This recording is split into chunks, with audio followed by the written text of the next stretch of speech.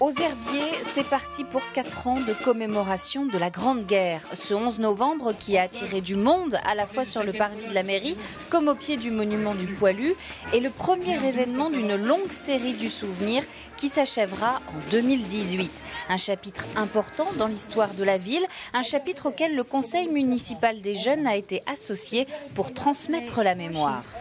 Je n'ai jamais rien vu de si horrible.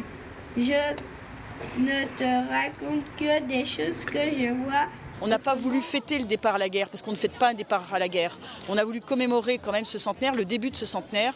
Et jusqu'en 2018, on aura toute une série chaque année de manifestations pour se rappeler ce que nous devons à nos aînés, c'est-à-dire ce que nous avons de plus cher, c'est notre liberté tout simplement.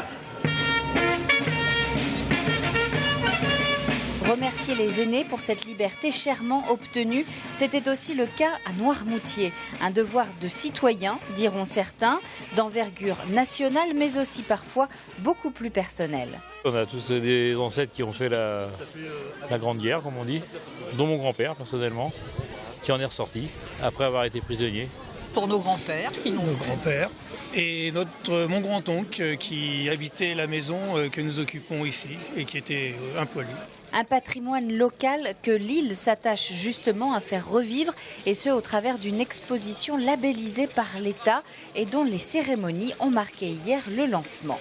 On a la chance d'avoir un témoignage de première main puisque l'un des élus locaux de l'époque a quasiment jour par jour repris les événements, les a couchés sur un journal qui a été publié entre 1923 et 1927. L'idée effectivement c'est de parler de Noirmoutier à travers la guerre, des familles qui ont été touchées et notamment également des fameux indésirables.